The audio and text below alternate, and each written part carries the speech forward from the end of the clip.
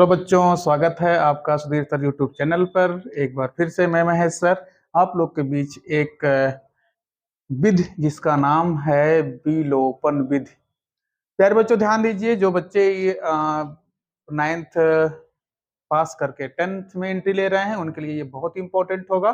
और मैं ऐसा तरीका बताऊंगा कि आप लोग अगर वीडियो को 1 से 2 बार देखेंगे तो हमारा दावा है कि आपको विलोपन विधि से दो चर का जो मान निकलता है, जैसा कि एक्स वाई हो या तो एम एन हो या ए बी हो, उसका मान आसानी से निकल जाएगा। आप लोग उसको देखिए, आगे समझिए, समझ में आए तो सब्सक्राइब करिए और कमेंट भी करिए। तो एक बार देखिए, आप लोग के बीच में मैं जो जिस बात का चर्चा कर रहा हूँ, इस विधि का नाम पहले लिख रहा हूँ। इस विधि का नाम है विलोपन विधि। इस वीडियो में आपको विलोपन विधि के बारे में मैं बात करूंगा और विलोपन विधि से हम एक्स वाई का मान निकालेंगे। तो जैसा कि देखिए, इस टाइप क्वेश्चन हो गए। जैसे मान लीजिए लिखा है 2x + 3y = 6, ये समीकरण फर्स्ट होगा। और अगला क्वेश्चन मान लीजिए 4x है, फिर +2y है = 8, ये समीकरण नंबर 2 होगा। देखिए बच्चों, ये इस टाइप पेपर्स में बहुत आता है और आप लोग ध्यान दीजिए, इसको ध्यान से देखिए, ध्यान से मतलब आप समझिएगा तो आपके हाई स्कूल में ज़्यादा से ज़्यादा इम्पोर्टेंट साबित होगा। तो सबसे बड़ी बात यह है कि आपको ये जानना कि ये विलोपन विधि होता क्या है। विलोपन का अर्थ होता है विलुप्त और विलुप्त का अर्थ होता है गायब कर देना। तो प्यारे बच्चों ध्यान देंगे, इसमें दो चर होता है, एक एक्स का और एक वाई का। तो उनमें से एक चर को आपको बराबर करना होगा और बराबर करने के लिए क्या करना होगा। देखिए सबसे बड़ी बात यही है कि बराबर करने के लिए करना क्या पड़ता है। बच्चे सबसे ज्यादा बच्चे इसमें परेशान हो जाते हैं कि इसको हम बराबर कैसे करें। तो देखिए बहुत सिंपल तरीका मैं बताऊंगा, बहुत आसान तरीका बताऊंगा। आप लोग ध्यान से देखिए और ध्यान से समझिएगा तो शायद जहां तक मैं जानता हूं कि 1 से 2 बार वीडियो को देखने पर आपको ये विधि प्राप्त हो जाएगा। तो ये बराबर करने के लिए मैं देखिए तरीका बताता हूं। ये तरीका क्या है कि अगर आप x को बराबर करना चाहते हो तो जो x का गुणांक है उसका गुणा समीकरण 2 में कर दीजिए, और जो समीकरण 2 में x का गुणांक है उसका गुणा समीकरण 1 में कर दीजिए। यानी कि इसमें 4 है तो इसमें 4 का गुणा कर दीजिए और इसमें 2 है तो इसमें 2 का गुणा कर दीजिए। और अधिक जानने के लिए आप यहाँ थोड़ा सा कहीं लिख लीजिए। जैसे यहाँ पे आप 4 का गुणा कर सकते हो और यहाँ पे आप 2 का गुणा कर सकते हो। और यहाँ पे आप बेटा लिख भी सकते हो, क्या लिख सकते हो, जो समीकरण 1 है, समीकरण 1 में क्या लिखेंगे, समीकरण 1 में 4 से तथा समीकरण 2 में 2 से गुणा करने पर। तो ध्यान दीजिए बच्चों, जब आप समीकरण 1 में 4 से गुणा करेंगे तो आपको प्राप्त होगा, कितना प्राप्त होगा आप लोग भी जान सकते हो, 4 दूना 8x + 4 तीया 12y। और इसमें जब आप गुणा करेंगे 4 से तो 4 6 24 हो जाएगा। इसमें गुणा करना है आपको कितने से, यस 2 से गुणा करना है तो कितना हो जाएगा 8x हो जाएगा, प्लस यहाँ कितना हो जाएगा 4y हो जाएगा, यहाँ कितना हो जाएगा 16 हो जाएगा। बहुत अच्छे। अब यहाँ देखिए इस तरह से सिंबल कैसे चेंज होता है। सबसे बड़ी बात ये भी है कि सिंबल चेंज कैसे होता है।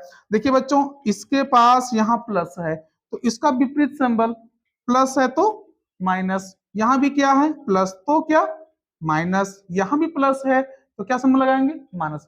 अच्छा बाय द वे अगर यहाँ माइनस होता तो यहाँ क्या लगा देते प्लस। ओके, ये देखिए कैंसिल हो जाएगा। अब ये होता क्या है, यहाँ आप देख रहे होंगे नंबर है 2, सिंबल है 3, तो इनमें जो आपका ये सिंबल आता है, ये जो बीच का सिंबल होता है, इस बीच का सिंबल का वैल्यू खत्म, इस बीच का सिंबल का कोई वैल्यू नहीं होता है। इस नंबर का सिंबल प्लस, इस नंबर का सिंबल माइनस है, तो आप जानते होंगे कि प्लस माइनस है तो घट जाता है। कितना बचेगा घटने के बाद, तो आप लोग भी जानते होंगे कि 12 में से 4 घटाएंगे तो कितना बचेगा 8y बचेगा और यहाँ पे सिंबल लगाया जाता है। तो सिंबल कैसे लगता है, जो नंबर बड़ा होता है उसी का सिंबल यहाँ लगता है। तो नंबर बड़ा है 12, 12 का सिंबल है प्लस, और किसी भी अंक के आगे प्लस लिखा नहीं जाता, माना जाता है। तो इस तरह से इनको आप सॉल्व करेंगे तो दोनों का सिंबल प्लस माइनस है, ये भी क्या होगा, घट जाएगा। तो आप बता सकते हैं कि जब हम 24 में से 16 को घटाएंगे तो बचेगा 8। इसलिए अब क्या होगा, y बराबर, आप 8 को उधर भेजेंगे तो ये 8/8 हो जाएगा। इस तरह से y का मान आपको देखिए तुरंत प्राप्त हो गया, एक आंसर आपको प्राप्त हो गया है। अब आपको क्या चाहिए, y का मान निकल गया। अब आपको x का मान चाहिए। x का मान कैसे मिलेगा, x के मान के लिए आपको करना क्या पड़ेगा, यहां लिखना पड़ेगा ये जो y का मान है, y का जो मान है उस मान को चाहे हम समीकरण 1 में रखेंगे चाहे समीकरण 2 में रखेंगे। तो आप लोग समीकरण 1 से भी x का मान निकाल सकते हो, समीकरण 2 से भी निकाल सकते हो। बाकी मैं समीकरण 1 में रखता हूं। चलिए समीकरण 1 में रखने पर तो समीकरण 1 क्या है आपका, समीकरण 1 है 2x + 3y = 6। क्या करना है, y का मान निकला है, y की जगह पे y का मान रखना होगा। तो यहाँ 2x आप लिख लीजिए, प्लस लिख लीजिए, यहाँ 3 लिख लीजिए, यहाँ का सिंबल आप बुरे लगा सकते हैं। y का मान कितना है, 1, y का मान कितना है 1 बराबर 6 हो जाएगा।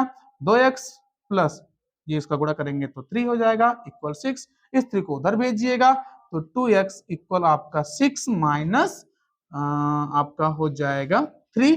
फिर यहाँ से हम यहाँ चलते हैं थोड़े समय के लिए, थोड़ा ध्यान दीजिएगा। ये 2x ऐसे बना रहेगा और ये 6 में से घटेगा 3, बचेगा 3। अब x का मान निकालेंगे तो ये हो जाएगा 3/2। देखिए x का मान आपको प्राप्त हो गया। प्यारे बच्चों ध्यान देना होगा, आपको जब x y का मान पता हो जाए तो आपको डाउट रहता है बोर्ड पेपर में, क्या पता मेरा क्वेश्चन सही है या नहीं। उसके लिए हम आप लोगों से 1 मिनट का और टाइम लेंगे और उसमें हम आपको सिखाएंगे कि हम सवाल का जांच कैसे करें, यानी कि इसको हम कह सकते हैं उत्तर की जांच। उत्तर की जांच कैसे होता है, थोड़ा सा आप लोग ध्यान दीजिएगा।